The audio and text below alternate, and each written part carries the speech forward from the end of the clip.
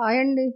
ఈరోజు మనమైతే ఒక మంచి రెసిపీ అండి. చాలా ఆరోగ్యవంతమైన రెసిపీ చేసుకోబోతున్నాం. అదేమంటే ఫస్ట్ కొబ్బరి పాలు తీసుకొని రెడీ చేసి ఉంచుకొని దానిలో 4 బాదం పప్పులు వేసేయండి.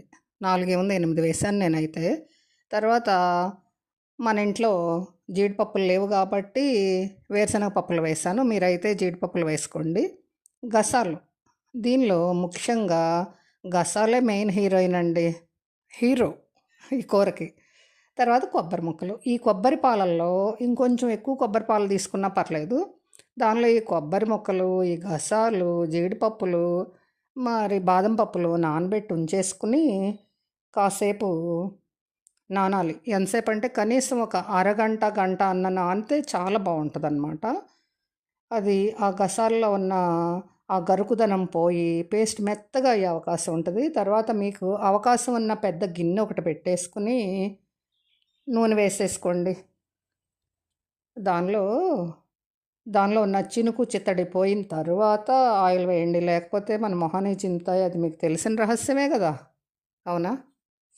చూడండి అలా చూసుకుని తర్వాత పెద్ద గుంట గరిటెతో 2 గుంట గరిటెలు ఆయిల్ వేయండండి.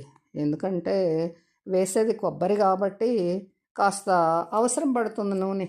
తప్పదు. ఇక అది మన తీరులో అలా ఉండాల్సిందే. లేకపోతే కష్టం.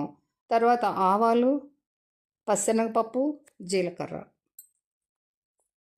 అవి కాస్త కాకపట్టే మూమెంట్లో మరి ఏం జరిగిందంటే ఆ నానవేసే దానిలో నేను లవంగాలు మరి ఇంకోటేంటి దాల్చిన చెక్క నానవేయటం మర్చిపోయాను. అది కూడా దానిలో నానేస్తున్నాను చూడండి. అంటే అది మీ ఇష్టం. లవంగాలు, దాల్చిన చెక్క వేసుకుంటే బావుంటదని చెప్తున్నా. కాస్త కరివేపాకు చిట్టపట్టలాడాలండి. కరివేపాకు అయిపోయిన తర్వాత లేత బీరకాయ ముక్కలు, అది కూడా తోలు కొంచెం కూడా లేకుండా పూర్తిగా తీసేయాలండి. అది ఈ కూర రుచి. మెయిన్గా ఆ తోలు లేకుండా తీసేసుకోవడమే చాలా బాగుంటుంది.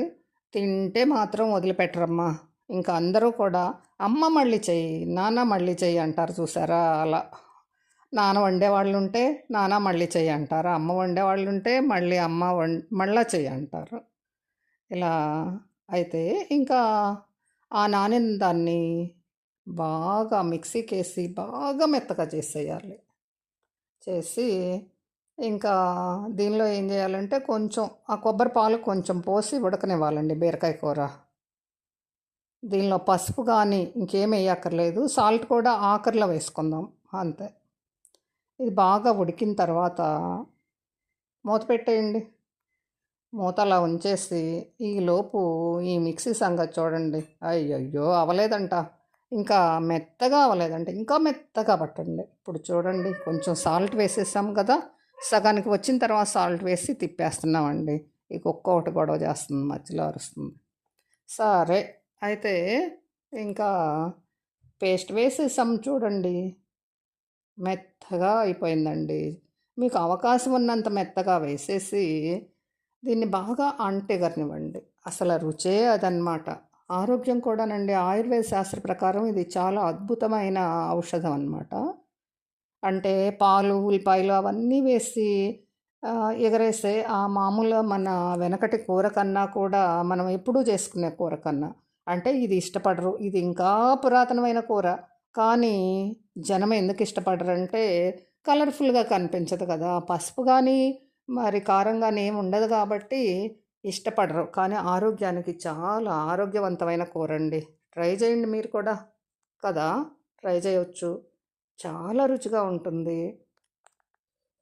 ఇంకా మీకు అలా కొబ్బరి పాలు తీసుకోవడం అవన్నీ ఇష్టం లేని పక్షంలో కనీసం మామూలు పాలలో నానేసైనా సరే తీసేసుకోండి ఫ్రెండ్స్. ఓకేనా? Bye friends. బాయ్ అండి.